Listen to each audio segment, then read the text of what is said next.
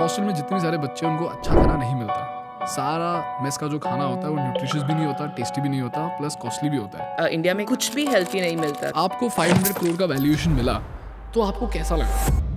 Health food brand Yoga Bar recently announced that they have seen 6 times increase in their revenues. All of you have munched on one of the Yoga Bar bars. I know I have. Yoga Bar today offers a range of healthy snacks. We are speaking to the founder, Suhasini Sampath, who's the CEO at Yoga Bar. ITC loved the brand. It's a very important brand in their portfolio. ITC will pick up an initial 39% stake in Yoga Bar. Building a 500 crore rupee brand, ITC acquiring stake in the company. Winning proposition बहुत ही important है, weather वो bank के साथ हो, retailer के साथ हो, consumer के साथ हो। मैंने आपका बार जब पहली बार देखा था, dairy milk fruit and nut से भी बेटर पैकेजिंग आपका था। पैकेजिंग को बोलते हैं silent salesman. One of the most googled questions was is Yoga Bar an Indian brand? Wow.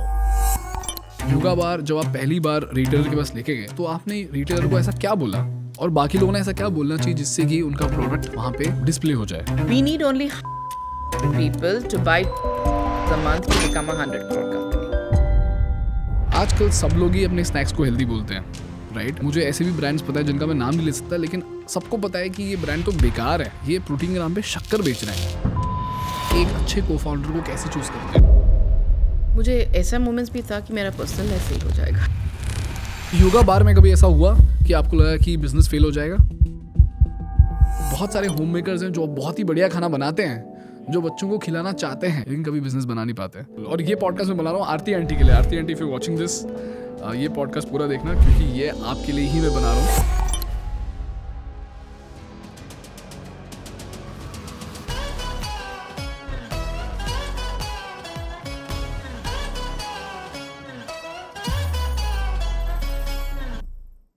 दोस्तों, ये चैनल ज़ेरोदा और थिंक स्कूल का एक जॉइंट इनिशिएटिव है जिसके माध्यम से हम भारत को वर्ल्ड क्लास बिजनेस एजुकेशन देना चाहते हैं। तो अगर आप बिजनेस सीखना चाहते हैं तो प्लीज़ इस चैनल को सब्सक्राइब कीजिए, और अगर आपका कोई दोस्त है जो बिजनेस सीखना चाहता है तो प्लीज़ उनके साथ इस चैनल की लिंक को शेयर कीजिए।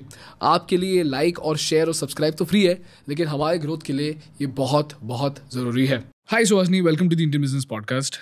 मैं आपको बताता हूँ कि आप बहुत सारे वुमेन के लिए इतने बड़े इंस्पिरेशन क्यों हो, क्योंकि मैंने बहुत सारे लोगों को ये बोलते हुए देखा है, specially my best friend Atharva की मॉम बहुत अच्छी कुक है एंड वो बहुत ही बढ़िया रेसिपीज़ बनाती है, एंड उनका हमेशा से ये सपना रहा है कि वो इसको रख के एक बिज़नेस बनाए, ठीक है? बट हमेशा से क्वेश्चन रहा है कैसे, ठीक है? तो उन्होंने एक छोटा सा रूम भी रेंट करा, उसमें लोगों को एम्प्लॉय भी करा, फिर उसको स्केल करने की कोशिश की, बट उनसे जमा नहीं। और I know for a fact that उनका जो खाना है it is one of the best in the country, ठीक है? It is very consistent, very tasty. But ऐसे बहुत सारे लोगों को मैं जानता हूँ जिनके हाथ में टैलेंट बहुत ज़्यादा है, जिनके हाथ में प्रोडक्ट भी बहुत बढ़िया है, लेकिन फिर भी ना वो उसको एक बिज़नेस में कन्वर्ट नहीं कर पाते। लेकिन आपका जो स्टोरी है वो बहुत ही ज़्यादा इंस्पायरिंग इसलिए है क्योंकि आपने अपने घर से शुरू किया और आज आपने 8 साल में 500 करोड़ का ब्रांड खड़ा किया है, जो कि बहुत बड़ी बात है। तो आज ये जो पॉडकास्ट है मैं स्पेशली उन लोगों के लिए करना चाहता हूँ जो अपने घर में बैठे हैं, जिनके हाथ में बहुत बढ़िया प्रोडक्ट है, जिनको लगता है कि ये दुनिया तक पहुँचना चाहिए। मैं आपको एक सिंपल एग्जांपल देता हूँ। हॉस्टल में जितने भी सारे बच्चे उनको अच्छा खाना नहीं मिलता। सारा मेस का जो खाना होता है वो न्यूट्रिशियस भी नहीं होता, टेस्टी भी नहीं होता, प्लस कॉस्टली भी होता है। बट बहुत सारे होम मेकर्स हैं जो बहुत ही बढ़िया खाना बनाते हैं, जो बच्चों को खिलाना चाहते हैं, not because they want to make money, because उनको बहुत प्यार है लोगों को खाना खिलाने में, लेकिन कभी बिजनेस बना नहीं पाते। तो ऐसे लोगों के लिए मैं पॉडकास्ट बना रहा हूँ, जिससे कि मैं सुहासिनी का स्टोरी जानना चाहता हूँ, जिससे कि अगर बाहर कोई सुहासिनी है जिसके हाथ में बहुत अच्छा प्रोडक्ट है, उसको एक स्टेप बाय स्टेप गाइड मिलना चाहिए जिससे कि वो अपना बिजनेस बिल्ड कर सके। अगर मैं इवन 5 लोगों को इंस्पायर कर सकती हूँ, मुझे तो बहुत खुशी होगी। Thank you so much. और अगर वो 10 लोगों को एम्प्लॉय करे, वो 10 लोगों को भी काम मिलेगा, वो 10 के सहारे वो 100 हो जाए, तो ऐसे 5-10 बिजनेस बन जाएंगे, तो even it's great for the economy as well. तो मुझे तो बहुत खुशी होगी, तो I am happy to be here. Wonderful. और ये पॉडकास्ट मैं बना रहा हूँ आरती आंटी के लिए। Aarti aunty, if you watching this, ये पॉडकास्ट पूरा देखना क्योंकि ये आपके लिए ही मैं बना रहा हूँ, और मुझे बताना कि आपको कैसा लगा। Shall we start? Sure. Okay. So असनी पहले मुझे बताओ कि योगा बार का स्टोरी क्या है? आपने घर से शुरू किया, योगा बार बनाया और बाद में आप उसको मार्केट में लेके गए. घर में बनाने में और मार्केट में लेके जाने में जमीन आसमान का फर्क है. लेकिन ये जर्नी कैसे हुआ? हाँ, तो मैं और मेरी सिस्टर एक्चुअली यूएस में थे और हम योगा क्लास जाते थे. तो वो बिक्रम योगा क्लास करने के बाद हम ऑपोजिट स्टोर, एक होल फूड्स का स्टोर था जहाँ हम दोनों जाके एक काइंड बाज खाते थे. और उस समय ना काइंड बाज वो बहुत ही ट्रांसपेरेंट पैकेजिंग में वहाँ लिखा होता था ingredients you can see and pronounce, माने कि जो भी आप दिखता है वो ही बिकता है. that's the sum and substance, right? और मेरी सिस्टर बोली कि जब हम इंडिया में काम करते थे तो कुछ भी हेल्थी नहीं मिलता था और दोनों फाइनेंस में काम करते थे, राइट? सो उसको उस समय जस्ट वो नेम, अगर मैं ऐसी कंपनी इंडिया में बनाऊंगी तो उसको योगा बार बुलाऊंगी, और हमने ट्रेडमार्क कर दिया उस नियम को. तभी? हाँ, तभी मैं जाके वहाँ वॉटन के प्रोफेसर से बात किया कि मेरी सिस्टर ऐसी बोली, तो उसने बोला it's a brilliant brand name, उसको ट्रेडमार्क करो. तो ट्रेडमार्क करके कुछ नहीं हुआ, मैं वापस इंडिया आ गई. मेरी सिस्टर यूएस में ही थी और मैंने एक और कंपनी शुरू किया जो अकाउंटिंग आउटसोर्सिंग में, चार्टर्ड अकाउंटेंट हूँ, तो अकाउंटिंग आउटसोर्सिंग बहुत सारे स्टार्टअप्स के अकाउंटिंग तो मैं करती थी. और मेरी माँ को मैंने ये आइडिया बोल दिया कि ऐसा बनता है यूएस में, वो चिक्की को और भी सीड्स डाल के और भी नट्स डाल के वो ऐसे बार बनाते हैं. तो मेरी माँ एक्सपेरिमेंट करना शुरू किया, क्योंकि मैं वेजिटेरियन हूँ और मुझे प्रोटीन का भी कमी है और मैं बहुत लंबे टाइम तक वर्क करती हूँ. तो वो बनाना शुरू किया, एक बार बना के मुझे ऐसे क्लीन रैप करके मुझे देती थी. तो एक बार एक बोर्ड मीटिंग में, क्योंकि मैंने अकाउंटिंग आउटसोर्सिंग कंपनी खुलवाई थी, वहाँ फायरसाइड वेंचर्स के पार्टनर कंवल भी थे. तो उन्होंने पूछा कि क्या खा रहे हो? मैंने बोला कि ऐसे है स्टोरी, काइंड बाज $1 बिलियन कंपनी बन चुका है और मेरी माँ मेरे लिए बनाती है, लेकिन बाय द वे हमारे पास भी एक ट्रेडमार्क है योगा बार. तो उन्होंने बोला कि आपको तो आप ऑपरेशनली एफिशिएंट हो, आपको तो कंपनी बनाना आता है, अगर मैं 10 लाख दे दूँ, I'll give you 10 lakhs, आपको जो भी करना है करो, शुरू कर दो, अगर कुछ नहीं हुआ तो भी ठीक है, मुझे कोई परवाह नहीं है कि वो 10 लाख मुझे वापस नहीं मिले, अगर कंपनी बन गया तो उस 10 लाख को शेयर्स में कन्वर्ट कर दो. मैंने सोचा ठीक है, ये आइडिया अच्छा है. तो मैंने मेरी सिस्टर को फ़ोन करके बोली कि वापस आ जाओ इंडिया में बहुत सारे हम 2013-2014 की बात कर रहे हैं, जब कोई भी स्टार्टअप नहीं था. तो मैंने बोला कि ऐसे एक ऑफ़र है, आपको क्या लगता है, आप भी इंडिया आ जाओ. तो आनंदिता वापस आ गई और उस समय उस 10 लाख को लेके हमने बहुत ही डिटेल प्रोजेक्ट रिपोर्ट बनाया. विजया बैंक ने बहुत सपोर्ट किया. विजया बैंक ने 25 लाख की लोन सैंक्शन कर लिया. क्योंकि एक स्कीम है एक्चुअली, CGT-MSC स्कीम. तो central government actually guarantees a loan and women entrepreneurs को ज़्यादा पॉइंट्स मिलता है. तो CGT-MSC स्कीम फुल फॉर्म क्या है? Central government scheme for micro and small enterprises. अच्छा, ओके. तो उसमें कोई भी women, is it women centric? It is not women centric, but women get more points. So उसका स्कोरिंग सिस्टम होता है और अगर आप वुमेन एंटरप्राइज हैं तो 20 मार्क ज्यादा मिलता है. ऐसा कुछ. हाँ, ठीक है. तो इससे आपको 25 लाख का लोन मिला. 25 लाख. हाँ, 25 और 10 लाख का 35 लाख हो गया. बहुत ही बड़ा सम था. तो हम कोयम्बतूर गए, चिक्की मैन्युफैक्चरर्स को ढूंढे और हमारे मशीन को स्टेबलाइज किया. और पैरेलली मैं 100 बेकर्स के साथ, क्योंकि मुझे अच्छा खाना बनाना बिल्कुल नहीं आता है. अच्छा, आपको नहीं आता? नहीं आता है, मुझे रोटी बनाना नहीं आता है.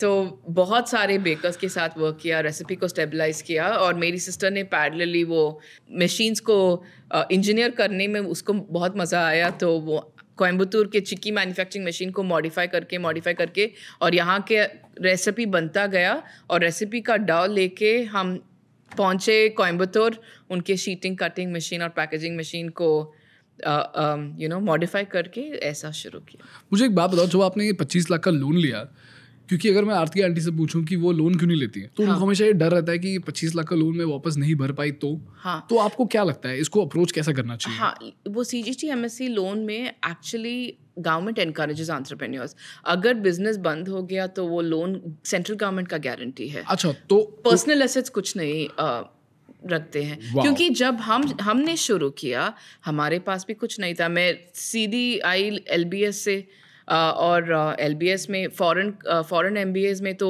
बहुत सारा लोन ऑलरेडी पड़ा रहता है, तो उसके बाद एक और लोन लेना, मेरी माँ की घर ही थी तो मैं तो वो नहीं कर सकती थी। तो government really encourages new enterprises because it helps the economy. Employment creation opportunities is better for everybody. Wow, ये तो मुझे बिल्कुल पता नहीं था। बिकॉज जब भी ये लोन की बारी आती है ना, तो सब लोग डर जाते हैं कि लोन उठाना पड़ेगा, लेकिन किसी को ये पता ही नहीं है कि सेंट्रल गवर्नमेंट खुद गारंटी दे रहा है, तो अगर आपने लोन नहीं भरा तो सेंट्रल गवर्नमेंट भर देगा और आपके कोई लायबिलिटी नहीं आएगी। वाओ। और अब वो लिमिट 1 करोड़ से जहां तक मुझे पता है 5 करोड़ हो गया है। 5 करोड़? हाँ। वाओ। बट ऑफ कोर्स आपको प्रोजेक्ट रिपोर्ट करना है, they have to feel like this is a worthwhile venture. ऐसा नहीं है कि आप लोन लेके, क्योंकि हमारा रिस्पॉन्सिबिलिटी है, मैं तो ऐसे ही समझती हूँ, लोन है तो वापस देना ही पड़ेगा। So you have to have a project report, you have to, effort तो 100% होना चाहिए। You should not take a loan thinking that it's okay to fail. Correct. मुझे लगता है कि ज़िंदगी में ना your reputation is your primary asset, and your reputation is very, very important, whether it's with a bank, whether it's with your investors, whether it's with your consumers. Your reputation is the most important asset you'll hold through life. So उसको ध्यान में रखते हुए detail, so just because there was a 1 crore loan available, हमने तो 1 crore नहीं लिया, हमने इतना ही लिया जितना हमारा मशीन कवर हो सके। Got it. और ये जो प्रोजेक्ट रिपोर्ट आपने बनाया, अभी अगर मैं आरती आंटी के पर्सपेक्टिव से सोच रहा हूँ कि उन्होंने इस प्रोजेक्ट रिपोर्ट को कैसे अप्रोच करना चाहिए, उन्होंने क्या लिखना चाहिए इस प्रोजेक्ट रिपोर्ट में ताकि उनका जो प्रोडक्ट है उसके लिए उनको लोन अप्रूव हो जाए। मैं आपको एग्जांपल देता हूँ। आरती आंटी स्नैक्स बनाती है, फॉर एग्जांपल लड्डू। आंटी बहुत ही बढ़िया लड्डू बनाती है। तो अगर आरती आंटी को एक रिपोर्ट बनाना है जिसमें वो लड्डू के बारे में लिखे ताकि बैंक उनको लोन दे, तो उन्होंने क्या लिखना चाहिए रिपोर्ट में? एक्चुअली बैंक को तभी अप्रोच करना चाहिए जब हमारे माइंड में वेरी क्लियर बिजनेस प्लान है। और बिजनेस प्लान बहुत ही सिंपल से बोले तो, मैं कहाँ भेजूँगी, मैं कितने के लिए भेजूँगी, और ये मुझे कितना कॉस्ट होगा, और what is the initial team. मैं 1000 स्टोर में भेजूँगी, 500 स्टोर में भेजूँगी, 10 कॉलेज में भेजूँगी। वो प्लान बैंक जाने से पहले आपको पता होना चाहिए। What is my business plan for selling, और वो सेल्स के लिए मेरा ग्रॉस मार्जिन कितना है। मैं 10 रुपीज़ के लिए लड्डू भेजूँगी और 3 रुपये इज़ माई कॉग्स, मैं GST भरूँगी, उसके बाद 5 रुपये है, 5 रुपये में से 2 रुपये रिटेलर को जाएगा, थोड़ा और बचा है और उससे मैं मार्केटिंग करूँगी। I am giving you an example. तो वो सब प्लान, वो product level plan, costing plan, जहाँ मैं भेजूँगी उसका कॉन्क्रीट प्लान, और 5 ईयर प्लान बहुत ही इंपॉर्टेंट है। परफेक्ट। तो अगर मैं इसको आसान भाषा में बोलूँ तो एक लड्डू के एग्जांपल में इसको अप्लाई करते हैं। तो अगर लड्डू आपका बनता है 10 रुपये में और आप इसको बेचते हो 30 रुपये में, तो पहले तो आपको बोलना पड़ेगा कि 10 रुपये का जो ये कॉस्ट है ये किस चीज़ों में लग रहा है, किन चीज़ों में लग रहा है। ये आपके लेबर में लगेगा, ये आपके रेंट में लगेगा, इलेक्ट्रिसिटी बिल में लगेगा, मशीन्स में लगेगा, and so on and so fourth. उसके बाद जो आपका जो 20 रुपया बचता है उसमें ये आपको पता करना पड़ेगा कि आप रिटेलर को कितना दोगे। हाँ, वो आप 30% मान के चलो, 25 to 30%। तो 30% ऑफ 10 रुपीज होगा क्या? हाँ, ठीक है। तो 30% of net selling price. So selling price markdown बोलते हैं उसको। Okay. Selling price minus the GST। ठीक है। सेलिंग प्राइस मान लो 30 rupees, selling price minus GST मान लेते हैं 30 रुपीज है। उसमें से अगर इनको 30% देना पड़ेगा तो इनको 9 रुपया जो है वो रिटेलर को देना पड़ेगा। होलसेलर को कितना देना पड़ेगा? Actually wholesaler plus retailer margin 30% के अंदर रखना चाहिए। तो इनको 9 रुपये देना पड़ेगा। तो इनके पास आएगा हाथ में 30 रुपये को अगर बिकता है, 10 रुपये अगर इनका कॉस्ट है, 9 रुपये चले जाता है, तो 11 रुपये बच जाता है। 11 रुपये रहेगा इनका प्रॉफिट। हाँ। तो इनको ये दिखाना है कि 11 रुपये मेरे, और 11 रुपये में थोड़ा कॉर्पोरेट ओवरहेड्स होगा, उनका खुद का सैलरी, थोड़ा सा मार्केटिंग, जो भी है। ठीक है। उसके बाद मान लो 3 रुपये बच जाते हैं। 3 रुपये पर लड्डू इनको प्रॉफिट आता है। दिन में ये मान लो 100 लड्डू बेचते हैं तो इनको आएगा 300 रुपये का प्रॉफिट। तो महीने में ये कमाएंगे 9000 रुपये। अब मुझे बताइए, अगर मैं ये बिजनेस प्लान अगर बैंक के पास लेके जाऊँ तो बैंक मुझे कितने का लोन अप्रूव कर सकता है? देखो, आई मीन वो सिंपल मैथ करेंगे, उनका पास वो रेशियोज होता है, लिक्विडिटी रेशियोज वो सब। हाँ। उनको यही देखना है कि 3 साल के अंदर आप कैसे लोन रीपे कर लोगे। 3 साल के अंदर? 3 साल के अंदर। हम जब गए तो हमने ये नहीं बनाया कि हम 10,000 रुपीज़ करेंगे महीने, हमने बोला 10 लाख, फिर 20 लाख, फिर 30 लाख। वो प्रॉफिट से लोन को रीपे करने का प्लान बनाना पड़ेगा। परफेक्ट। तो इसमें लॉन्ग स्टोरी शॉर्ट, इसमें 3 चीज़ें आपने बताई जो कि बहुत ही इंटरेस्टिंग है। पहला चीज़ ये है कि अगर मुझे लड्डू बनाना है तो मुझे ये पता करना पड़ेगा कि उसका यूनिट इकोनॉमिक्स क्या है। इसका मतलब है कि लड्डू कितने रुपए में बनता है, रिटेलर को कितना पैसा जाएगा, वेयर हाउस होलसेलर को कितना पैसा जाएगा, आप खुद कितना सैलरी लोगे, और उसके बाद आपके पास प्रॉफिट कितना बचता है। उसके बाद अगर आप पता करोगे कि आप दिन में कितने लड्डू बेचते हो और महीने में कितना लड्डू बेचते हो, तो आपको समझ में आएगा कि आप कितना इनकम जनरेट कर सकते हो। आपको ये लोन 3 साल के अंदर भरने का प्लान बनाना है, तो आपको सोचना पड़ेगा कि आपको कितना सेल्स करना पड़ेगा ताकि आपको एक हेल्दी लोन मिल सके। तो अगर आपको 25 लाख का अगर लोन चाहिए तो आपको कम से कम साल का 10 लाख रुपया तो इनकम जनरेट करना पड़ेगा, यानी साल का आपको 10 लाख रुपए प्रॉफिट जनरेट करना पड़ेगा। तो अभी आपको ये सोचना पड़ेगा कि ओके, अगर मेरे को 25 लाख का लोन चाहिए तो मुझे 10 लाख का प्रॉफिट जनरेट करना है, तो उसके लिए मेरे को कितने लड्डू बेचने पड़ेंगे या कहाँ बेचूंगी, कहाँ बेचना पड़ेगा। वो मार्केटिंग प्लान को भी देखते हैं, आपका सेल्स प्लान क्या है, कहाँ। और अगर थोड़ा सा प्रूफ है ना, तो हमने क्या किया, बैंगलोर में वो एक chain of yoga studios called total yoga and it was called 1000 yoga. तो बहुत सारे योगा स्टूडियोज थे और हमने सोचा कि ब्रांड तो योगा बार बना हुआ है, तो हमें एक्चुअली योगा स्टूडियोज में एक्सपेरिमेंट यहाँ तो हेल्थी लोग जाते हैं, तो हमें एक्सपेरिमेंट करना पड़ेगा कि यहाँ बिकता है कि नहीं। और द रिस्पॉन्स वॉज फैंटास्टिक। मैं खुद जाती थी एक्चुअली योगा स्टूडियो में, मैं रिसेप्शनिस्ट के साथ बैठती थी, I use to give her 30 bars और मैं मॉनिटर करती थी कि कितने दिन में वो 30 बार सेल हो जाता है। ये सब लोन लेने के पहले? ऑफ कोर्स, क्योंकि the bank is not the place to experiment your business idea. The bank is the place to get capital for a business idea you want to run with for 5 years. So और मुझे हमेशा लगता था कि time is more expensive than money. तो किसी भी चीज़ में अगर हम 5 साल लगा रहे हैं तो हमें 100% श्योर होना चाहिए कि वो एटलीस्ट काम करेगा, वो आइडिया काम करेगा कि नहीं करेगा। और इसके लिए तो पहले मैंने योगा स्टूडियोज़ में किया, मेरी माँ तो क्लीन रैप करके बाहर बेच देती थी और मैं वहाँ बेच के मैं I used to keep an Excel sheet और मैं रिकॉर्ड कर देती थी। और उसके बाद लिंक्डइन को मैंने बहुत अच्छी तरह यूज़ किया। तो मैंने इंडिगो को मेल भेजा कि इंडिगो को I knew that their flight attendants also needed quick food, और इंडिगो ने हमें एक्चुअली ऑर्डर दिया वो क्लीन रैप बार दे के कि उन्होंने 30,000 मंथली, और अभी भी करते हैं। ये लोन के पहले हुआ? लोन के पहले हुआ। तो जब हम वो लोन डॉक्यूमेंटेशन में पॉइंट्स सिस्टम है ना, तो उस पॉइंट्स में हमें 92 on 100 मिला, क्योंकि हमने सब कुछ वो risk, what is the bank want to see, bank को रिस्की प्रोजेक्ट फंड नहीं करना चाहिए, राइट? तो उनको रिस्क मिटिगेट करने के लिए हमने बोला कि इतना बार बेचते हैं, we collected this much of money, ये इंस्टीट्यूशनल ऑर्डर है, ये इंस्टीट्यूशनल ऑर्डर इतना प्रॉफिटेबल है, वो सब। तो यू हैव टू, किसी भी ट्रांजैक्शन में you have to think from the other person's perspective. और बैंक को रिस्क से इतना डर है कि आपको मिटिगेट करना पड़ेगा कि ये वेंचर रिस्की नहीं है, क्योंकि हमने प्रूफ ऑफ कॉन्सेप्ट किया है, ये इंस्टीट्यूशनल ऑर्डर है, हमारा बिजनेस प्लान यहाँ है कि हम 300 बैंगलोर स्टोर्स में ही बेच देंगे तो भी ये रिकवरी हो जाएगा। तो आपका लोन सेफ है? आपका लोन से, दैट इज योर जॉब। जब आप लोन लेते हो तो आपका जॉब है कि बैंक मैनेजर को समझाना और कि वो लोन में रिस्क नहीं है। परफेक्ट। तो यहाँ पे आपने 2 चीजें बताई। पहले तो ये है सेल्स टेस्ट, कि पहले आप जाओ, छोटे से जगह पे जाओ और अपना प्रोडक्ट बेच के देखो। तो अगर ये लड्डूस की बात करें तो रिटेल स्टोर में जाओ, उनको 30 लड्डूस दो और उनको बोलो कि इसको बेचो।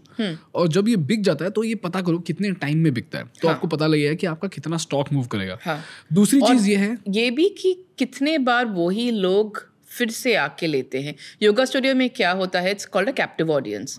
वो ही लोग रोज आते हैं, वो लोग जितने, how many times are people buying. तो हमारा ये एक कॉन्सेप्ट था कि we need only 100,000 people to buy 12 bars a month to become a 100 crore company. Oh wow. तो हमने बिजनेस प्लान को बहुत ही सिंप्लीफाई किया। तो हमने बोला you need to touch 10 lakh people, 1 lakh people need to convert, they need to eat about 12 times a month. You sell a bar for between 40 rupees to 100 rupees depending upon the protein.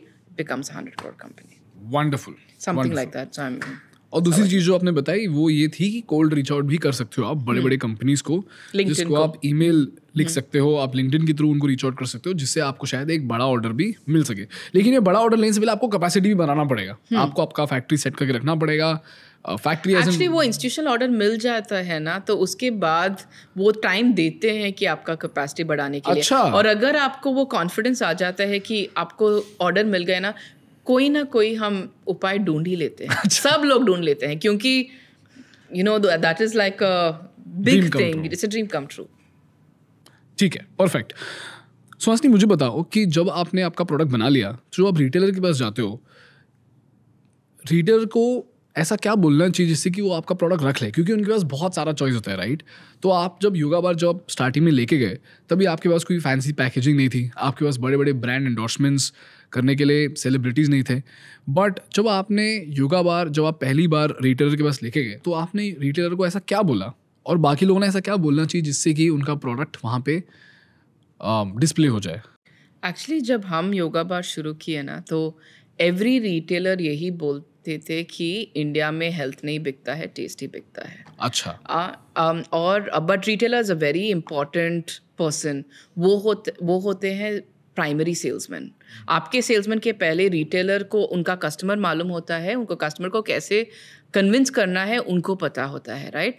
तो हमने क्या किया, हमने बहुत ही sampling किया retailers के साथ, उनकी फैमिलीज़ को दे दिया, उनको एक अच्छा सा लाइक तोहफे दे दिया, लाइक 5-6 बार्स, और बोल दिया कि आप खा लीजिए, आपके फैमिली को दे दीजिए, ये सेहत के लिए अच्छा है, जस्ट मिलेट्स नट्स सीड से बनाया हुआ है, हम प्रोसेस शुगर नहीं यूज़ करते हैं।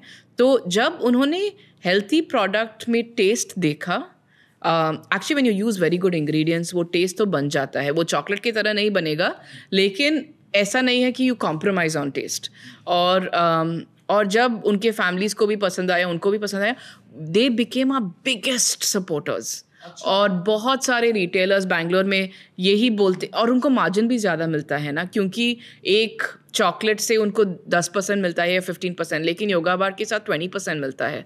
और प्राइस भी ज़्यादा है, तो उनको 4 चॉकलेट मिलने का दाम एक बार में मिल जाता है। करेक्ट। तो इसलिए वो प्रोपोजिशन भी ठीक बैठा उनके साथ भी, तो कमर्शियल प्रोपोजिशन भी था उनको। और उस समय बहुत सारे लोग को, वुमेन एंटरप्रेन्योर को सपोर्ट कर, वो चीज़ होता है, लाइक आई वुड डेफिनेटली से वुमेन एंटरप्रेन्योर होने के बजाय मुझे बहुत ही फ़ायदा हुआ।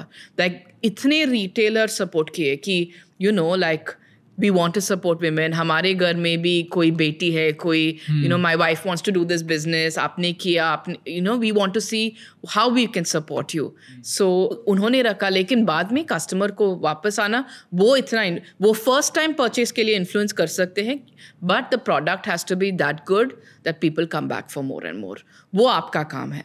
वो फर्स्ट टाइम प्लेसमेंट कन्विंस करना इज़ ईजी, बट उसके बाद कस्टमर को वो बोलते हैं ना कि GT and offline is the proof where without marketing intervention product बिकता है कि नहीं बिकता है, वहाँ पता चलता है। क्योंकि वो पैकेजिंग के भरोसे में ही कस्टमर उठा के ले जाते हैं, लेकिन उनका बाद आना इज़ बेसिकली प्रोडक्ट में दम है। बहुत ही इंटरेस्टिंग बात आपने करी, वो है प्रोडक्ट बिकता है खुद से। यहाँ पे विराज बहल मेरे साथ बैठे थे कुछ महीनों पहले, जिन्होंने वीबा सॉस बनाया। उन्होंने भी यही बताया कि मैंने उनको पूछा कि आपका सेल्स टैक्टिक क्या था, तो उन्होंने बोला हमारे सेल्स टैक्टिक का नाम था बोतल खोल दो। तो जब भी किसी दुकान में जाते थे तो रिटेलर बोलता था कि अरे यार केचप बिकता है, ये तंदूरी में थोड़ी बिकेगा, 1000 आइलैंड ये तो किसी को पता ही नहीं है क्या है। तो उन्होंने बोला ठीक है सर, आप एक काम कीजिए, ये ब्रेड है, हम इसको लगा के देते हैं, आप चख के देखिए, आपको अच्छा लगा तो आप रख लीजिए, नहीं तो छोड़ दीजिए। ठीक है।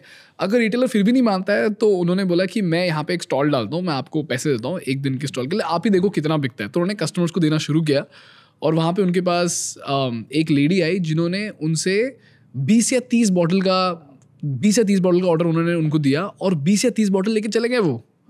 तो तभी रिटेलर ने सोचा कि ओ माय गॉड। हाँ, हमारे साथ भी वो होता था, but I will also say that हमारा ब्रांड नेम में भी बहुत दम था।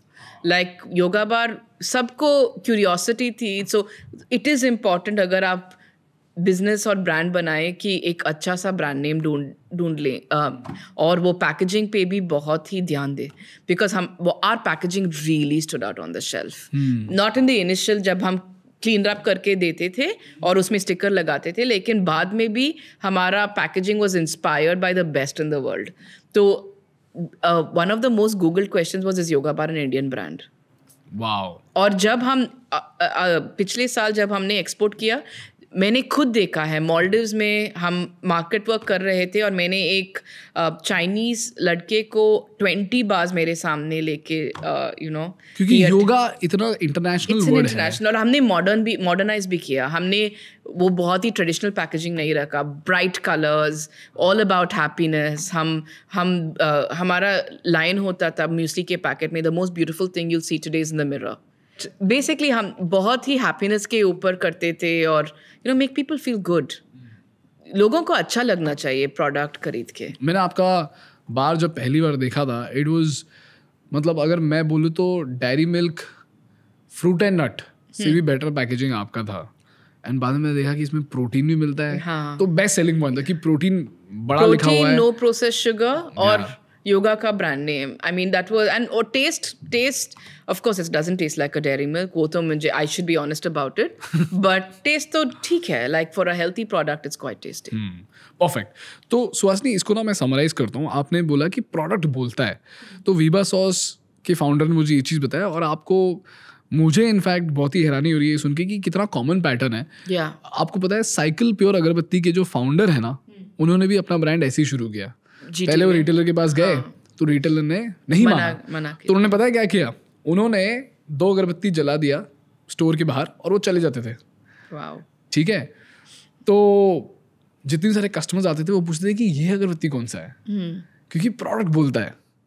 तो रिटेलर ने बोला, सर मेरे पास नहीं है ये कोई तो बच्चा आके रख के चला गया, बट कोई बात नहीं, मैं अगली बार ट्राई करता हूँ कि आपको ये अगरबत्ती दिला दूँ. तो जब नेक्स्ट टाइम जब वो आए, तो रिटेलर ने बोला कि भाई साहब मुझे थोड़ा अगरबत्ती दे दो. तो वो सिर्फ 2 अगरबत्ती देते थे, पूरा पैकेट भी नहीं देते थे, 2 अगरबत्ती देते थे. तो रिटेलर ने पूछा कि 2 अगरबत्ती मुझे क्यों दे रहे हो, और 2 अगरबत्ती का मैं क्या करूं. उन्होंने बोला घर जाओ, घर में लगाओ. जिस तरीके से आपने बोला ना कि मैंने उनको गिफ्ट किया, मैंने उनके फैमिलीज को दिया, तो उन्होंने बोला ठीक है, अब 2 अगरबत्ती तो बेच नहीं सकते. तो वो घर गए, 2 अगरबत्ती लगाया उन्होंने. देखा तो पड़ोस वाले आके बोलते हैं कि अरे ये कौन सा अगरबत्ती है, बहुत ही बढ़िया है. तो जैसे ही रिटेलर ने ये देखा कि फैमिली वालों को पसंद आ रहा है, घर वालों को पसंद आ रहा है, उसको पसंद आ रहा है, कस्टमर को पसंद आ रहा है, तो उसने बोला कि सर मेरे को प्लीज़ 10 पैकेट का ऑर्डर देना है. तभी उन्होंने अपने अगरबत्ती को जो फर्स्ट टाइम मार्केट में बेचा, उन्होंने डबल प्राइस में बेचा. और वो डबल प्राइस में सिर्फ इसलिए बेच पाए क्योंकि उनके पास प्रूफ ऑफ कॉन्सेप्ट था. रिटेलर को पता था कि ये तो बिकने वाला है ही. And that is how Cycle Pure Agarbatti became a 1000 crore brand which is on the foundation of customer insight and retailer insight. बहुत ही बढ़िया. तो आपने यहाँ पे 2 चीज़ें बोली, गिफ्ट करो, रिटेलर को समझाओ, और क्योंकि आपके पास बेटर मार्जिन देने का अपॉर्चुनिटी है, क्योंकि आपके पास बहुत सारे ओवरहेड कॉस्ट नहीं है, तो आप बेटर मार्जिन उनको दे सकते हो. तो रिटेलर तो चाहता है कि आपका प्रोडक्ट बिके. एंड वुमेन एंटरप्रेन्योर्स को सोसाइटी बहुत ज़्यादा सपोर्ट करती है, जो कि बहुत ही बढ़िया बात है, जिसकी वजह से आपको एक और एज भी मिल जाता है. तो आपको लोन भी मिल गया, रिटेलर भी आपको सपोर्ट कर रहा है, आपको प्रोडक्ट बनाना भी आता है, और अभी आपके पास गिफ्ट करने का एक छोटा सा ट्रिक है जो कि बहुत सस्ता है, लेकिन उससे आपका प्रोडक्ट टेस्ट भी हो जाएगा और आपको ये भी मालूम पड़ जाएगा कि रिटेलर्स को बेचेगा कि नहीं. बट जो थ्रेड है ना, वहाँ एवरी रिलेशनशिप में ना दूसरों को क्या फ़ायदा होता है उसके बारे में you have to always think, तभी सक्सेसफुल हो सकते हो. लाइक रिटेलर के साथ अगर मैं गई और बोली कि मुझे डेयरी मिल्क का ही मार्जिन चाहिए, और मैंने उसको प्रोडक्ट भी नहीं दिया, उनके फैमिली को फ्री में नहीं दिया, तो वो रिलेशनशिप नहीं बन पाता. बट विनिंग प्रोपोजिशन बहुत ही इंपॉर्टेंट है, वेदर वो बैंक के साथ हो, रिटेलर के साथ हो, कंज्यूमर के साथ हो. कंज्यूमर को भी हम बहुत ही वैल्यू देते हैं. तो हम बोलते हैं, हम खुल के बोलते हैं कि हमारा ग्रॉस मार्जिन इतना कम है क्योंकि हम हाई क्वालिटी प्रोडक्ट में सब कुछ कंज्यूमर को ही देते हैं. तो वो थ्रेड बन गया. Like we created that thread for the company कि हम हर रिलेशनशिप में दूसरों को जीतने के लिए मौका देंगे, विन विन एस्टैब्लिश करेंगे कि हम जीतेंगे तो दूसरों को साथ में लेके ही जीतेंगे. ऐसे नहीं होगा कि एक डील में हमारा फायदा हो रहा है लेकिन सामने वाले का नुकसान हो रहा है. बहुत ही सही. सुहासिनी, आपने पैकेजिंग के बारे में बहुत ज़्यादा इंटरेस्टिंग बात बताया कि आपने पैकेजिंग को इस तरीके से बनाया जिससे कि पैकेजिंग कस्टमर को खुश करे, जिससे कि और पैकेजिंग स्टैंड आउट करे। और आपने बताया कि आपने उसमें लिखा हुआ है कि प्रोटीन कितना है, इसमें शक्कर नहीं है, and so on and so fourth, जिसकी वजह से कस्टमर जब भी वो प्रोडक्ट को देखता है ऐसा लगता है कि प्रोडक्ट खुद अपने आप को पिच कर रहा है, जिसकी वजह से आप उस प्रोडक्ट को उठाते हो और ट्राई करते हो। तो ये जो कस्टमर के सामने प्रोडक्ट दिखना और कस्टमर ने उसको उठाने का जो सफ़र होता है, इसमें पैकेजिंग का बहुत बड़ा हाथ होता है। तो मुझे बताइए कि अगर किसी होम मेकर ने पैकेजिंग के बारे में सीखना है तो क्या कोई तरीका है जिससे उनको पता चलेगा कि उनका पैकेजिंग अच्छा है कि नहीं? मैं बहुत सिंपल सा वो आई ब्रेक इट डाउन। हाँ, पैकेजिंग को बोलते हैं silent salesman. Silent salesman, it's a silent salesman, right? Packaging दो चीज़ करता है, एक प्रोडक्ट प्रोपोजिशन को प्रोडक्ट प्रोपोजिशन को दिखाता है और ब्रांड प्रोपोजिशन को दिखाता है। ओके, एक second, product proposition brand proposition को थोड़ा समझते हैं। क्या आप समझा सकते हो? हाँ, तो योगा बार का एग्जांपल लेते हैं, राइट? सो प्रोडक्ट प्रोपोजिशन क्या है? High protein, all natural clean ingredients और no process sugar. There are 3 main factors. तो मुझे नहीं बोलना पड़ेगा कि कुछ चीज़ हेल्थी है। अगर मैंने लिख लिया कि ये हाई प्रोटीन है, नो प्रोसेस शुगर है और ये मिलेट्स, नट्स, सीड से बना हुआ है, तो मेरा काम हो गया। तो प्रोडक्ट प्रोपोजिशन में वी जस्ट फोकस ऑन, वो बोलते हैं 3 RTBs, 3 reasons to buy। 3 reasons to buy। हाँ, तो वो हम फोकस करते हैं, राइट? और हमारा ब्रांड बजट नहीं था, तो हमने क्या किया? योगा हम कैसे समझते हैं? How does the entrepreneur understand yoga? मेरे लिए योगा क्या है? मेरे लिए yoga is a path to happiness, is living in the moment, right? तो मुझे तो योगा बहुत पसंद है। मैं प्रैक्टिस करती हूँ, वेदर मैं फिजिकल योगा प्रैक्टिस करती हूँ, लेकिन मेंटली भी मुझे वो होता है कि you should always try to practise gratitude, be a little happier, show little kindness. तो हमने वो पैकेजिंग में रिफ्लेक्ट कर लिया। वो ब्रांड बजट एक तरीका है कि वो बॉलीवुड स्टार या क्रिकेट स्टार या कुछ वो उसमें बहुत पैसा लगता है, शेयर्स देना पड़ता है। बट मैंने क्या चूज़ किया? मैं बहुत ही योगा में इतना ही में बहुत दम है, वो मैसेजेस को कैसे ऑर्डिनरी पीपल को ट्रांसलेट करे और ज़िंदगी का पर्पस क्या है, खुशी से जीना। और हमने उस मैसेजिंग को बहुत अच्छे तरह से पैकेजिंग में ब्रेक किया। Okay. और कैसे करा आपने? तो colours are very bright, very happy, having a key message, कुछ एक बहुत ही like I explain to you, the most beautiful thing you will see is in the mirror today. और जब कोविड के ईयर में हमारा सब पैकेजिंग में लिखा होता था कि it's been a difficult year, do you need a hug? Oh, क्या बात कर रही हो? हाँ, तो we would always talk to our audience, बहुत ही personal relationship, like we are messaging and then एक बहुत ही क्यूट सा मैसेज जो लोगों को एक smile, people just look at it and they just smile. और हम एक स्टोरी रखते थे, स्टोरी ऑफ ग्रिट, डिटर्मिनेशन, किसी के लाइफ के बारे में बहुत ही छोटा सा स्टोरी भी रखते थे पैकेजिंग बार में? नहीं, बार में नहीं, हमारे म्यूसली बॉक्स में। बार में वो लाइन तो होता था, ईट रिपीट, ईट लव रिपीट या कुछ ऐसे कुछ। तो इसमें आपने बताया कि कलर्स का बहुत बड़ा रोल होता है आपके ब्रांड के हिसाब से, प्रोडक्ट की विजिबिलिटी में, और जिसमें आप अपने ब्रांड को पोजीशन कर सकते हो। अगर आप में से कोई ये जानना चाहता है कि कलर्स कैसे चूज करते हैं, पैकेजिंग कैसे करते हैं, तो आप ChatGPT की मदद से इस चीज़ को कर सकते हो। कि पहले तो ये करना बहुत मुश्किल था, लेकिन आज ये काफ़ी आसान है। आपको किसी मार्केटिंग एजेंसी के पास जाने की ज़रूरत नहीं है। उसके साथ साथ आपको ये देखना चाहिए कि 3 reasons to buy क्या होना चाहिए आपके प्रोडक्ट के ऊपर। और योगा बार के केस में ये था high protein, all natural ingredients and no sugar, no process sugar, no process sugar. तो इसी तरीके से अगर आप आपके प्रोडक्ट के पैकेजिंग के ऊपर चीज़ें लिख देते हो तो प्रोडक्ट आपका साइलेंट सेल्समैन बन जाएगा, जिससे कि आप अपने प्रोडक्ट को इजीली बिकवा सकते हो। हमारा डिफ़िकल्टी ये भी था कि वो कैटेगरी ही नहीं था। तो लोग क्या ये योगा बार क्या है, ये योगा बार योगा करने वाले के लिए है, but that would really reduce your time. तो but luckily for us, because the retailer को भी पता था कि वो स्नैक है, हेल्थी स्नैक है, अगर ब्रेकफास्ट मिस हो जाए तो ब्रेकफास्ट के लिए खा सकते हैं। हमने रिटेलर को ओकेजन्स एजुकेट कर लिया था। तो and then you use your packaging to just talk about what is good about the product. बहुत ही बढ़िया। सो असली अब आते हैं प्राइसिंग पर। अब प्राइसिंग पर ना मेरे पास एक बहुत ही स्पेसिफिक प्रॉब्लम स्टेटमेंट है। अकेले जब आप प्रोडक्ट बनाते हो तो आप क्या सोचते हो, मटेरियल मेरा 10 रुपए का लगा, लड्डू को मैं 20 रुपए में बेचूंगी, 10 रुपये प्रॉफिट, ठीक है, यहीं से सब लोग शुरू करते हैं। इनफैक्ट मैं जब फर्स्ट ईयर में था तो मैंने सोचा था कि मैं अपने पूरे कॉलेज का मैथ सिस्टम बदल दूंगा, ठीक है। तो मैंने सोचा कि कितना ही पैसा लगेगा खाना बनाने के लिए, तो मैंने अपने कुक से बात किया, तो उन्होंने मुझे बताया कि देखो आपको 30 प्लेट अगर बनाना है तो आपको ये सारा ग्रोसरी लेके आना पड़ेगा जिससे कि आपका प्रोडक्ट बन जाएगा।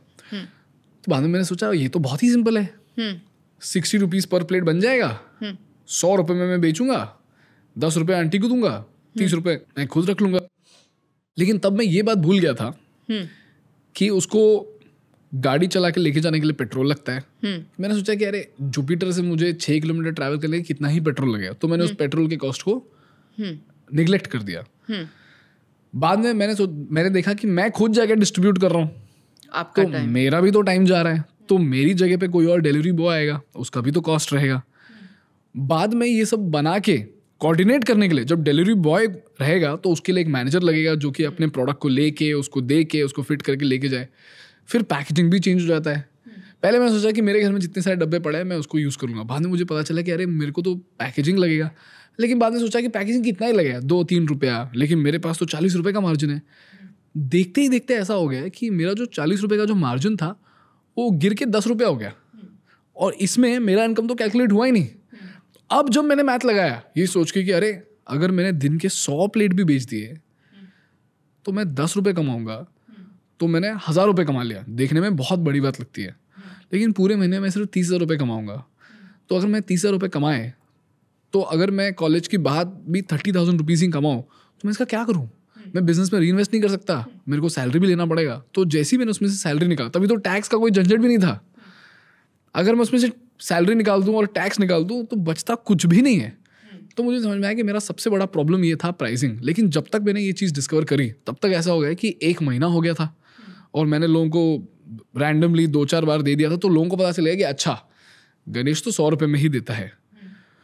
अब मैं प्राइसिंग चेंज नहीं कर सकता, मैं अचानक से 100 को 200 नहीं कर सकता। और बाद में मुझे समझ में आया कि अगर मैंने 200 कर भी दिया तो मेस वाले तो 60 रुपीज़ में बेच रहे हैं, तो मैं अपने प्रोडक्ट को कैसे बेचूं? तो यहाँ पे स्केल का मुझे आइडिया नहीं था। मुझे अपने खुद के टाइम पर मैंने प्राइस टैग नहीं लगाया। मैंने ये नहीं देखा कि मैं कितने काम कर रहा हूँ, और जब ये ऑर्डर 100 से 1000 हो जाएंगे तो इसको बाकी लोग करेंगे जिनका सैलरी जाएगा। तो यहाँ पे ना मेरा प्राइसिंग बिगड़ गया, जिसकी वजह से आइडिया फेल हो गया। तो इसके बाद मुझे समझ में आया कि प्राइसिंग कितनी बड़ी बात होती है। और जब घर में बैठ के हम आपस में डिस्कस करते हैं, जितने भी सारे लोग हैं जो ये शुरू करना चाहते हैं, उनके घर में बिजनेस फैमिलीज तो नहीं है, तो उनको ये gross margin, net margin, economies of scale समझ में नहीं आता है। तो मुझे एक आसान भाषा में बताइए कि अगर आरती आंटी ने अपने प्रोडक्ट को प्राइस करना है तो उनका अप्रोच क्या होना चाहिए? एक्चुअली देयर आर 2 तरीके हैं। एक तो आप कंपेरेटिव कंपनी का फाइनेंशियल डाउनलोड कीजिए, उनका ग्रॉस मार्जिन और कॉस्ट स्ट्रक्चर देख लीजिए। लाइक आरओसी में बहुत सारे फाइनेंशियल्स होते हैं, फूड कंपनीज के रजिस्टर ऑफ कंपनीज। तो उसमें लाइक यू विल गेट सबका फाइनेंशियल्स मिल जाता है, whether it is Britannias of the world और whether it is smaller competitors, Haldirams का भी मिल जाएगा, whatever, right? Like you can get anybody's financials, right? तो उनका cost structure you can see, और आपका कॉस्ट स्ट्रक्चर उनसे बहुत और भी ज़्यादा होगा, कम तो नहीं होगा। तो आपको उस हिसाब से प्राइस करना चाहिए, राइट? वो एक तरीका है, कॉम्प्लेक्स तरीका है। और उसके लिए आपको whether if you know somebody in the family who has food industry experience, उसको डेफिनेटली बात करना चाहिए। जो भी इंफॉर्मेशन अवेलेबल है उसको 100% यूज़ करना चाहिए। दूसरा तरीका है कि एटलीस्ट रॉ मटेरियल और पैकेजिंग और secondary packaging cost multiplied by 3 to 3.5। ठीक है, सेकेंडरी पैकेजिंग कॉस्ट क्या होता है? वो आप बोले थे ना, जो डब्बा था, हाँ, वो प्राइमरी पैकेजिंग होता है जो प्रोडक्ट को ही कवर करता है। Okay. सेकेंडरी पैकेजिंग होता है, आप एक एक प्रोडक्ट को नहीं लगा सकते हो। एक बड़ा सा कार्टन बॉक्स चाहिए जिसमें आप 20 लगाते हो या 30 लगाते हो, और वो कार्टन बॉक्स का कॉस्ट आप जितने भी अंदर डालते हो उसको डिवाइड करके उसको, वो भी डायरेक्ट कॉस्ट है। Got it. तो इसमें 3 कॉस्ट आ गए, raw material, packaging material, secondary packaging, primary packaging and secondary packaging, और थोड़ा सा ओवरहेड ना वो 10% को लेके जाना पड़ेगा। Your overhead cost of making is about 10%। अच्छा, ठीक है। तो इसको नंबर्स में डाल देते हैं। मान लो 10 रुपए में बनता है आपका लड्डू, रॉ मटेरियल में गया आपका 10 रुपया। प्राइमरी पैकेजिंग में कितना पकड़ सकते हैं? प्राइमरी पैकेजिंग होगा 1 रुपये। 1 रुपया। सेकेंडरी पैकेजिंग कितना होगा? Also another 1.5 rupees. ठीक है, 1 रुपया पकड़ते हैं उसको, और बाद में आ गया आपका 10%। 10% किसका? कॉस्ट प्राइस का कि सेलिंग प्राइस का? कॉस्ट प्राइस का, यानी कि 1 रुपया। तो आपका 13 रुपया हो गया overhead plus primary packaging plus secondary packaging. Correct. और इसको आपको बेचना चाहिए अबाउट 40 रुपीज मल्टीप्लाइड बाई 3, क्योंकि जीएसटी में कटेगा 18%, रिटेलर मार्जिन में कटेगा 30%, रिटेलर प्लस डिस्ट्रीब्यूटर, और बाकी जो बचा है उसमें ही मार्केटिंग और कॉर्पोरेट ओवरहेड्स। ठीक है, ये उन प्रोडक्ट्स के लिए जो आप डायरेक्टली जाके रिटेलर के पास बेचते हो। तो इसमें डिलीवरी बॉय का जो कॉस्ट आता है उसका क्या? नहीं, उसका भी I mean you have to take that cost after it. Logistics का कॉस्ट होता है 7 to 10%। 7 to 10%। आप इस स्केल में नहीं देख सकते हो। जब बिजनेस बड़ा है, you can't recover all your cost on day 1 of starting a business. आपको प्लान करके जाना पड़ेगा। ठीक है, गॉट इट। तो ये आपने बहुत ही बढ़िया फॉर्मूला दिया, जो है raw material plus primary packaging plus secondary packaging multiplied by 3। यानी अगर आपके 13 रुपये लगते हैं इन तीनों चीज़ों में, इसको मल्टीप्लाई बाय 3 करो तो 39 रुपीज़ आता है। तो आपका जो प्रोडक्ट है वो 40 रुपये में बिकना चाहिए। यहाँ पे ना सुहासिनी, एक और प्रॉब्लम स्टेटमेंट ये है कि हेल्दी स्नैक्स को लेकर बहुत बड़ा प्रॉब्लम है मार्केट में, क्योंकि आजकल सब लोग ही अपने स्नैक्स को हेल्दी बोलते हैं, राइट? मुझे ऐसे भी ब्रांड्स पता है जिनका मैं नाम नहीं ले सकता, लेकिन सबको पता है कि ये ब्रांड तो बेकार है, ये प्रोटीन के नाम पे शक्कर बेच रहे हैं। लेकिन ऐसे ब्रांड्स जिनके पास स्केल भी है, जिनके पास सेलिब्रिटी भी हैं, ऐसे ब्रांड्स के पास कॉस्ट का बहुत बड़ा एडवांटेज होता है, जहाँ पे वो आपको 20 रुपये में वो चीज़ बेच सकते हैं जिसको बनाने के लिए ही शायद 30 रुपये लग जाए। ऐसे केस में जब एक होम मेकर है जो बहुत ही सिंसियरली अच्छे इंग्रेडिएंट्स यूज़ करती है, शक्कर नहीं यूज़ करती है, हाई क्वालिटी घी यूज़ करती है, और फिर जो वो प्रोडक्ट बनाती है वो कितना बढ़िया प्रोडक्ट बनता है, लेकिन जब वो प्रोडक्ट को मार्केट में लेके जाती है तो उसको समझ में आता है कि अरे मेरा तो मेकिंग कॉस्ट ही 40 रुपये है, तो मेरे को उसको बेचना पड़ेगा 160 रुपये में या 120 रुपये में। और जो मेरा कॉम्पिटिटर है जो कि ये शक्कर बेच रहा है, जिसका पैकेजिंग बहुत बढ़िया है, जिसके पास सेलिब्रिटी है, इसका तो कॉस्ट 30 रुपये है। तो जब ऐसे सिचुएशंस आते हैं तो इसको कैसे हैंडल करना चाहिए?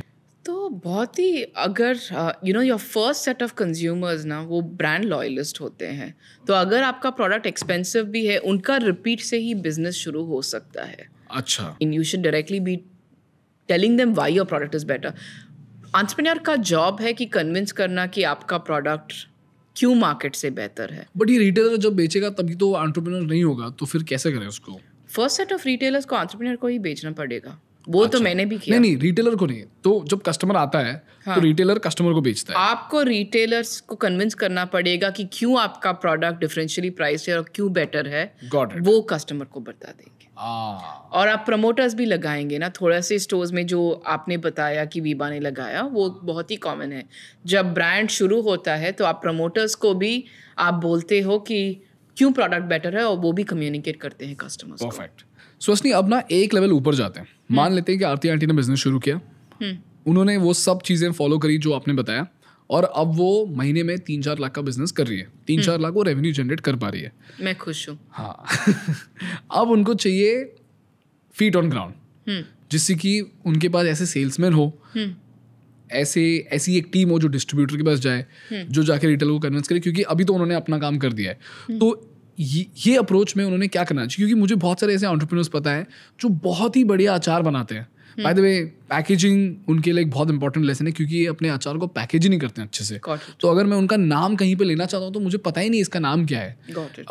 तो इनफैक्ट कॉलेज में जब मैं जाता था, वहाँ पे एक मेस है रेणुका फूड्स करके, ठीक है, 4 वुमेन, इतना बढ़िया खाना बनाती है वो, उनको मार्केट से फर्क ही नहीं पड़ता, वो तो डबल प्राइस पे ही बेचती है। लेकिन हर बार वहाँ पे इतनी भीड़ होती है कि लोग दूर दूर से आते हैं, वेटिंग पीरियड होता है वहाँ पे उनके प्रोडक्ट्स को खरीदने के लिए। तो वहाँ पे वो स्नैक्स भी बेचती हैं, वो खाना भी बेचती हैं, लेकिन उनका कोई ब्रांड नेम नहीं है, राइट? तो लेकिन फिर भी मान लेते हैं कि उन्होंने अपना पैकेजिंग लेसन अप्लाई किया, उन्होंने पैकेज कर दिया, वो बहुत ही बढ़िया खाना बना रहे हैं, वो बहुत ही बढ़िया प्रोडक्ट्स बना रहे हैं, जिसकी वजह से वो 3-4 लाख का रेवेन्यू जनरेट कर पा रहे हैं। अब उनका अगला स्टेप क्या होना चाहिए? फीट ऑन स्ट्रीट इज एक आदमी about 18 to 20,000 salary can cover about 60 stores. 2 लोग को रख लेना, like 2 people, जो भी प्रॉफिट होता है। Actually first year of yoga bar profitable था, क्योंकि वो इंडिगो का ऑर्डर भी प्रॉफिटेबल ही रहा। एंड उसके साथ ना आप एक जो भी आप मॉनिटर कर सकते हो, and Bangalore is a market, मुझे बॉम्बे का इतना पता नहीं है क्योंकि we scaled up and I used different people to set up this market. But Bangalore में 100 stores is a very good proxy. Okay. 100 stores के लिए आपको एक या 1 or 2 people ही चाहिए. ठीक है, ये कहाँ से ढूंढते हैं इन लोगों को? I mean, you have the नौकरी. ठीक है, नौकरी में मिल जाएंगे. नौकरी में क्या सर्च करना चाहिए इन्होंने? area sales executives.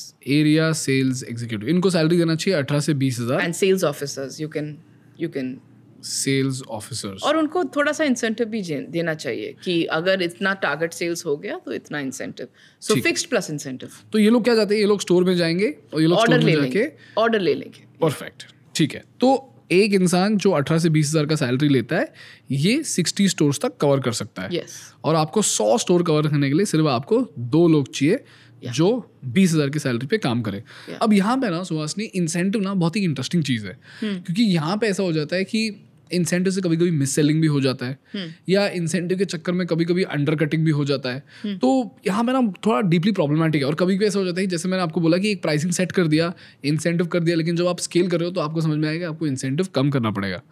तो आपको क्या लगता है ये जो पहले तो base salary, by the way अगर आपको इंसेंटिव के बारे में पता है तो हम आपको बता दें कि जो 18 से 20,000 जो सैलरी होता है ना, ये उनका बेस पे होता है. यानी कि अगर वो एक बार बेचे या 100 बार बेचे या 1000 बार बेचे, उनको 18 से 20,000 का ही सैलरी मिलेगा.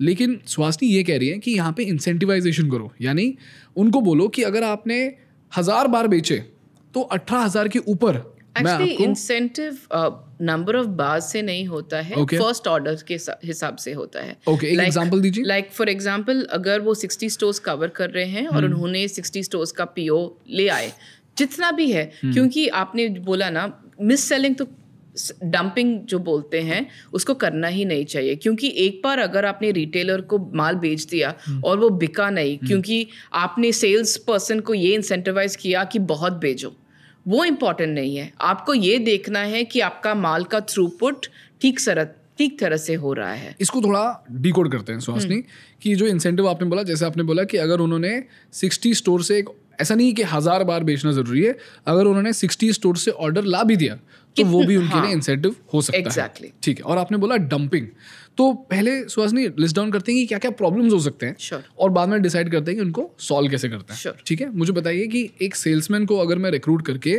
उसको 18 से 20,000 रुपये दे के अगर उनको बोलता हूँ कि जाके ये बार्स बेचो, तो वो कौन से प्रॉब्लम्स मुझे हो सकते हैं. जैसे पहला प्रॉब्लम मैंने बताया कि वो रिटेलर को पागल बना के एग्जैजरेट करके बोल देगा और वो बेचने की कोशिश करेगा. रिटेलर के पास प्रोडक्ट हिलेगा नहीं. एक ही प्रॉब्लम है, इफ यू समराइज इट, आपका कैश नहीं मिलेगा और रिटेलर के पास बहुत ही माल पड़ा रहेगा. और अगर रिटेलर के पास बहुत माल पड़ेगा तो सेकंड ऑर्डर नहीं आएगा. एक सेकंड, यहाँ पे बात करते हैं क्रेडिट की. ठीक है.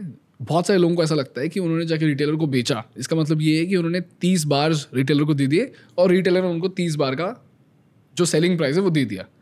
तो पहले क्रेडिट से एस्टैब्लिश करते हैं कि अगर ये लोग जाके 30 बार बेचते हैं तो कितने दिन में इनको पैसा मिलना चाहिए. About 30 days. तो अगर आप इसको सुन रहे हो तो इसको मैं बोलता हूँ कि इसका मतलब ये है कि अगर आप 30 बार जाके एक रिटेलर को बेचते हो तो आप रिटेलर से डायरेक्टली पैसा नहीं लोगे. आप रिटेलर को बोलोगे कि ये बार्स आप आपके स्टोर में 30 दिन रखो और 30 दिन बाद मेरा एग्जीक्यूटिव आएगा जो आपसे उतना ही पैसा कलेक्ट करेगा जितना आपका माल बिका है. तो इससे क्या हो जाएगा कि रिटेलर के पास रिस्क नहीं होता है. क्योंकि अगर सोच के देखो, अगर वो 10,000 प्रोडक्ट्स के लिए अपना पैसा लगाते तो बहुत ही ज़्यादा रिस्की सिचुएशन में आ जाएगा.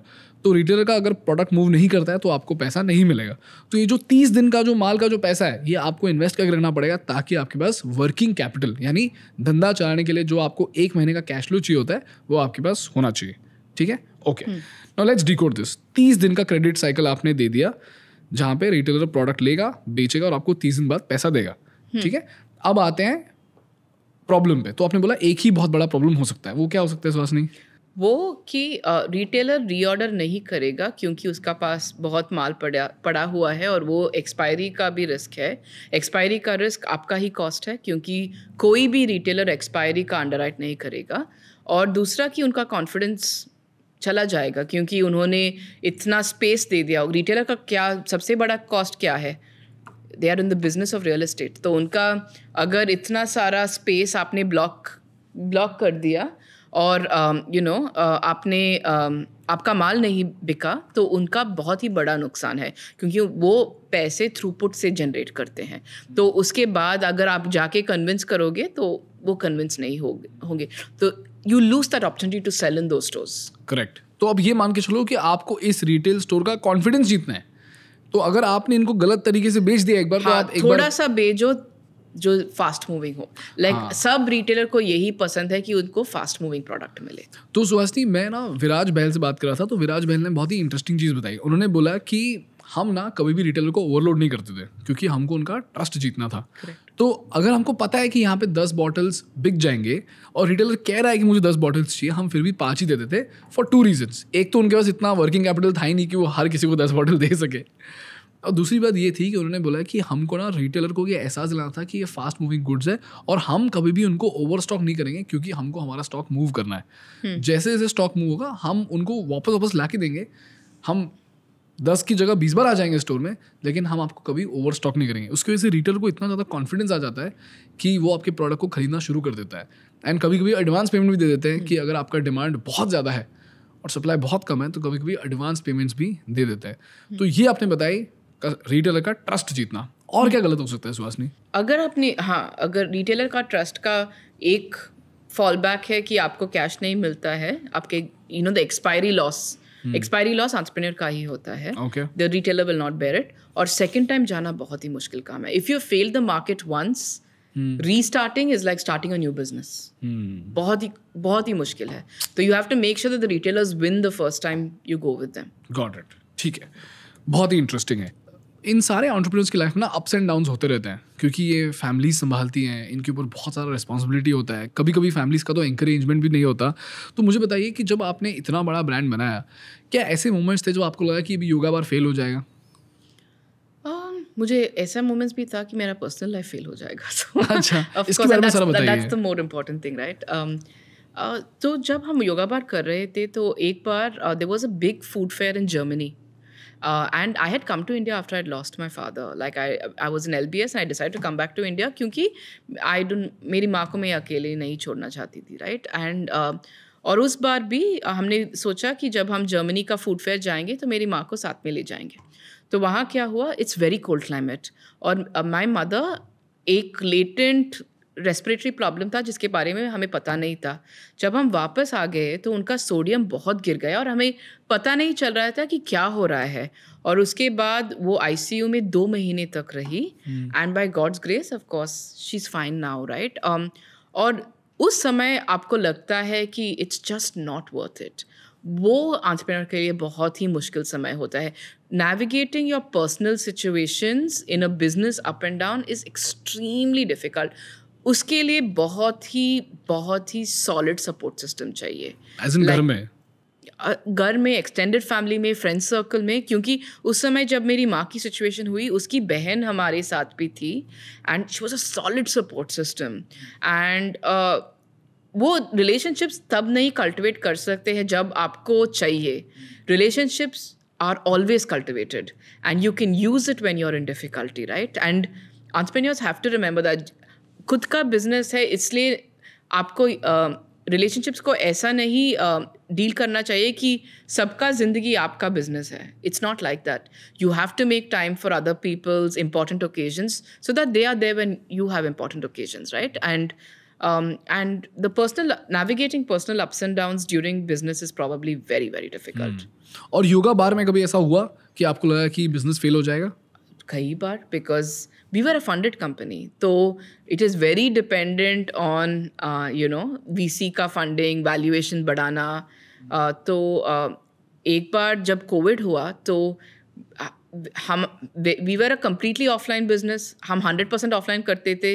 और जब कोविड हुआ तो all retailers will only take big brands। उनको पैसा बर्बाद नहीं करना है कि छोटे ब्रांड को रखना, क्योंकि वो फास्ट मूविंग होता है ITC का आटा, राइट? लाइक तो वो ही रखते थे जो बहुत ही इंपॉर्टेंट प्रोडक्ट्स था। तो हमारा फुल मार्केट से रिटर्न आ गया, नेगेटिव सेल्स हो गया। अच्छा, ऑफ कोर्स, क्योंकि हमारा शेल्फ लाइफ 4 महीना ही था, तो we had loaded only 1 month का स्टॉक, लेकिन वो सब स्टॉक वापस आ गया।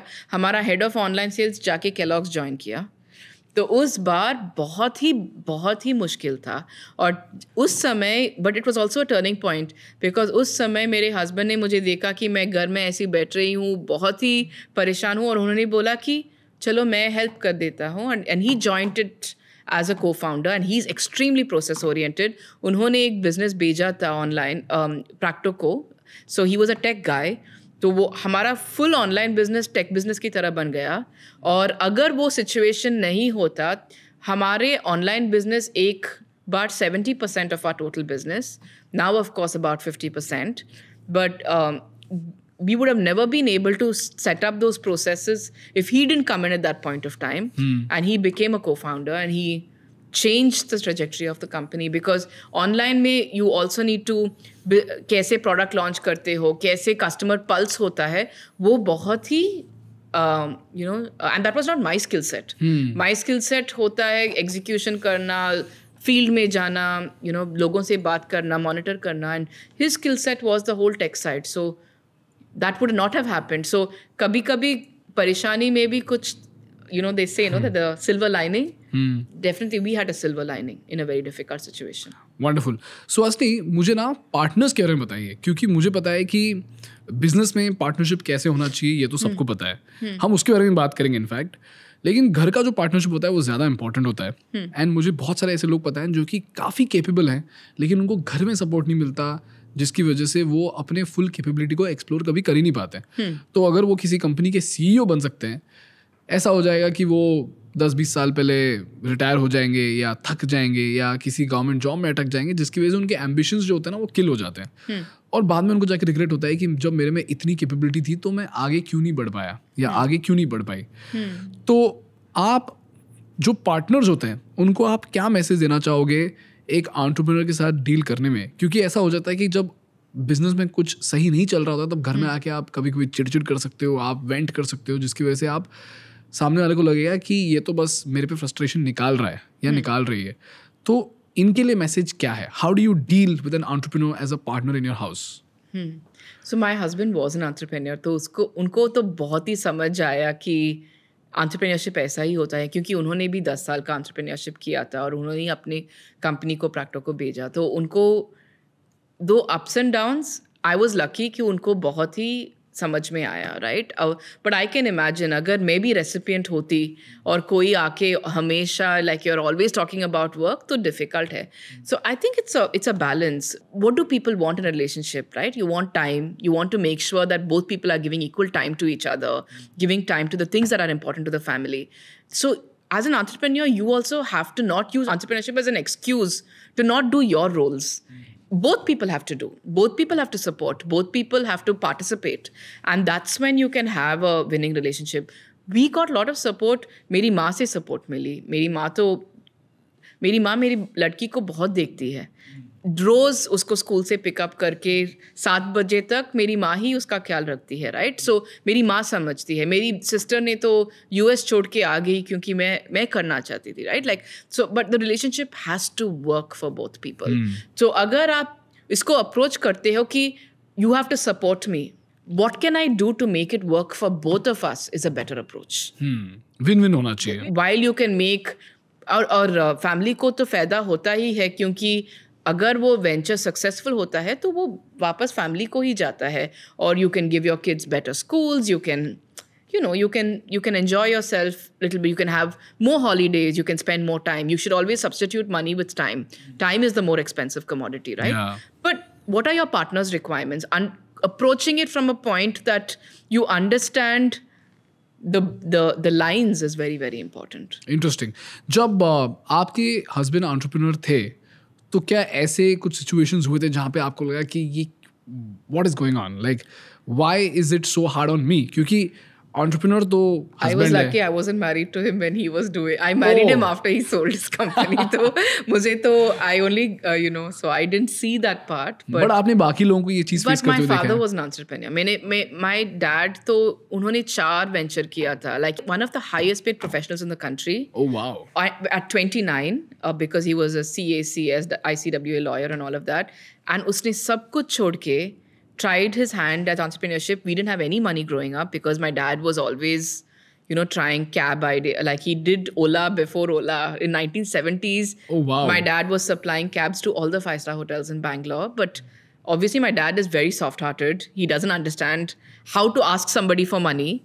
And therefore, because of his nature, he maybe should not have done business, because I don't think my dad has ever issued an invoice even for his CA services ever. जो भी clients देते थे, खुश के लेते थे. But वो किसी से पैसे नहीं पूछेंगे.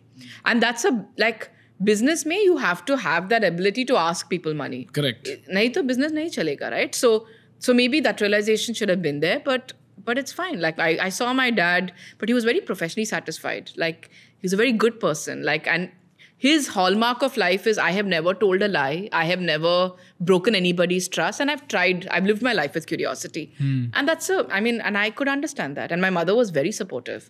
My mother never complained. मुझे तो ऐसा ही लगता था कि मेरी childhood इतना, like, I'm so happy. Like, मुझे मिलता था the best thing, because मेरी माँ तो सब कुछ बनाती थी. हम तो पैसा लगा के कभी भी पैकेज फूड नहीं खरीदते थे. तो मेरी माँ जैम तक बनाती, जैम सॉस, सब कुछ मेरी माँ बनाती थी. And our clothes would always be stitched, so it used to be the most beautiful clothes, because वो उनका पहले का साड़ी लेके हमारा पावाड़े, लाइक वी वेयर पावाडास in the south, so she used to make it by her own hand. So I would say there's always a silver lining. And my mother used to spend a lot of time at home. So because my dad was an entrepreneur, he used to compensate. वो मुझे रोज school छोड़ते थे, and he would pick me up for all my classes. And nobody else's dad would come. And then on Sundays, he would sit and he would compensate by always, he would polish our shoes, iron our uniforms. So the whole weekend used to go in doing stuff for his kids. And in the morning, he would be the first one to get up and keep my mother's coffee and our milk. So I have seen how somebody, despite being an entrepreneur, can be more available than any other parent, so... So इससे एक बात समझ में आती है कि आप चाहे बिजनेस को कितना भी टाइम दे दो, घर में टाइम देना बहुत बहुत जरूरी है. That's your primary job. Like your primary job is your responsibility towards. It will always give you the most happiness. Got it. So आस्ती, मेरा लास्ट क्वेश्चन ये है कि एक अच्छे को फाउंडर को कैसे चूज करते हैं? क्योंकि यहाँ पे बहुत लोगों को तकलीफ होती है जहाँ पे वो एक को फाउंडर के साथ बिजनेस शुरू कर लेते हैं, लेकिन आगे चलते हैं तो उनको समझ में आता है कि बहुत सारे डिफरेंसेस हैं, जिसकी वजह से कोऑर्डिनेशन नहीं होता है, या कभी कभी विजन मैच नहीं होता है, जिसकी वजह से बहुत प्रॉब्लम्स होती है. तो आपको क्या लगता है 3 ऐसे क्वालिटीज़ जो आपने 100% देखना ही चाहिए, या फिर 3 ऐसे चेक पॉइंट्स जो हर किसी ने देखना चाहिए जिससे कि वो एक को फाउंडर चूज करे, तो आप उनको क्या बोलना चाहोगे? One is आपको ट्रस्ट करना पड़ेगा. Like you have to be able to trust that person. और ये होता है कि I'm very clear that I meet people. I don't like people who lie. वो झूठ मुझे समझ में नहीं आता है. जो भी है खुल के बोलो. सामने वाले को आपका आंसर पसंद नहीं है, वो ठीक है. आप you can explain it in a nice way, but झूठ बोलना is a no-go for me, right? Like, and that's my primary thing. You should be able to trust anybody you're in a relationship with. So that is like not, you cannot compromise on that. Second, it helps to have a co-founder who has a lot of positive energy. Like somebody who's able to, because entrepreneurship is a difficult journey. Like there is no, but you have to be able to do that journey. So you will try to find the person, resilient bolte hain English mein. I don't know what the Hindi word for resilient is, but बहुत ही resilient. जो actually there was a sarfarosh. Okay. Is that the word? That's the word. I don't know. Yeah. So they say that unko, like, I know this because somebody did a podcast with me and he called it a sarfarosh. So he said, मुश्किल आएंगे लेकिन उसको कैसे पार करेंगे, right? वो mindset होना चाहिए. When you enter entrepreneurship you need somebody with that mindset. जो भी होगा हम साथ में सॉल्व कर लेंगे. Very much like a partnership, even in a family, right? Like if you have personal struggles you will navigate it, right? And the third is it helps if you can have fun with the person. Just because you will have so many times where you feel like you want to give up, but enjoying it, अगर खुश लगे काम करते साथ में, तो it's the icing on the cake. तो I would say those 3 qualities. सो असली लास्ट क्वेश्चन एक्चुअली, मुझे बताओ कि जब आपने फाइनली अपने ब्रांड को बेचने का प्रोसेस शुरू किया और जब आईटीसी ने आपको इतना बड़ा अमाउंट दिया, तो आपको कैसा लगा? बिकॉज मैंने जितने भी सारे लोगों से बात किया ना, जब से ये शार्क टैंक शुरू हो गया और लोगों को 10 करोड़ 20 करोड़ फंडिंग मिलना शुरू हो गया, 20 करोड़ 30 करोड़ का वैल्यूएशन सब लोग देख तो लेते हैं, लेकिन ये जो एग्जिट वाला जो मोमेंट होता है ना, मैंने जितने भी सारे लोगों से बात की उन्होंने बोला कि ये मोमेंट बहुत ही अनबिलीवेबल था उससे हमारी ज़िंदगी बदली नहीं, लेकिन ये बहुत ही अनबिलीवेबल था। तो मुझे बताइए कि आपका एक्सपीरियंस कैसा था जब आपने कितना 175 crore, you can't talk about it? No, the valuation was 500 ठीक है, crores. that's okay. जब आपको 500 करोड़ का वैल्यूएशन मिला तो आपको कैसा लगा? I felt relief, not Relief. happiness. Okay. Relief because मुझे उस मोमेंट पे पता था कि वो ब्रांड मेरी बेटी देखेगी, मेरी बेटी की बेटी देखेगी। तो मेरी बेटी बहुत खाती है बाय द वे योगा बार। अभी फ्लाइट में जाते वक्त भी उसने बोला कि ब्रेकफास्ट नहीं, I don't eat the breakfast on the flight में योगा बार खा लूँगी। तो so it was important to me कि जितना मेहनत करके ये ब्रांड बना, I want the brand to live, and वो पक्का हो गया क्योंकि ITC loved the brand. It's a very important brand in their portfolio. वो बहुत ही like they really focus on it. तो मुझे उस समय वो, so the word is relief. Happiness is a difficult construct, to be very honest. I don't think it comes in a moment. Yeah. I don't think it's a moment concept. I think it's journey. It's a journey. So yeah, I don't know if I've answered your question, but That's okay. but there was not. I'm not ecstatic or anything. I was relieved. I was like, ये finally हो गया. I mean, अब तो ये brand रहेगा, and my children will see it. My children will see it, and that's how I felt about it. And मेरी माँ तो मुझे फ़ोन करके बहुत डांटा कि क्योंकि वो न्यूज़ में चला गया, and she's like, why are we talking about money? ये सब, and मुझे समझाना पड़ा कि ये लिस्टेड कंपनी है, उनको स्टॉक एक्सचेंज को बोलना ही पड़ेगा कि क्या वैल्यूएशन में ये सब हुआ। तो I had to navigate that, but बहुत ही बढ़िया। Thank you so much Suhasini, आपने बहुत ही डिटेल्ड गाइड दिया है। जितने भी सारे लोग इस चीज को सुन रहे हैं, I just hope they find a lot of value from it. I just hope that, and I am sure Aarti aunty will love it. तो हाँ, एक टिप आरती आंटी के लिए कि टाइम बहुत ही बदल गया है जब मैंने शुरू किया और अब के टाइम में, और अब लिंक्डइन को इसके लिए यूज़ करना चाहिए कि category managers of quick commerce को रीच आउट करें, और वहाँ तो क्विक लॉन्च हो जाता है, और you also reach a very large target market. तो अगर टुडे आज कोई फूड ब्रांड बना रहा है तो उसको क्विक कॉमर्स में लॉन्च करना चाहिए। तो क्या क्विक कॉमर्स में जाने से पहले 100-200 स्टोर्स में बेचना चाहिए ताकि वो जल्दी से ले ले? नहीं, ऑफलाइन का रिक्वायरमेंट नहीं है क्विक कॉमर्स में जाने के लिए, लेकिन ब्रांड अट्रैक्टिव होना चाहिए। तो वो ही ब्रांड रखेंगे जहाँ इंस्टाग्राम में थोड़ा लोग बोल रहे हैं कि बहुत अच्छा प्रोडक्ट है, तो खुद का वेबसाइट होना, एक इंस्टाग्राम पेज होना जहाँ ज़्यादा कस्टमर एंगेजमेंट है, वो मायने रखता है। लाइक उनको ऑफलाइन से इतना मतलब नहीं है क्योंकि उनका कस्टमर सेगमेंट ही अलग है। They have the premium customer who don't mind paying 40-30 rupees for a delivery, right? तो उस कस्टमर के लिए अगर वो प्रोडक्ट प्रोपोजिशन बहुत सही है, like I know that there is a certain kind of बहुत ही यूनिक प्रोडक्ट, मांग ले I mean apple cider vinegar, organic apple cider vinegar या कुछ, उनके कस्टमर्स अगर सर्च कर रहे हैं वो प्रोडक्ट और किसी के पास वो सप्लाई ढूंढ रहे हैं तो उससे भी मैच हो जाता है। So there are 2 types of quick commerce brands that can be build, एक जहाँ कस्टमर का डिमांड है लेकिन इतना सप्लाई नहीं है, और दूसरा जहाँ there is lot of the product proposition, the product talks to that customer. Wonderful, wonderful. Thank you so much, Suhasini. Good luck to Aarti auntie.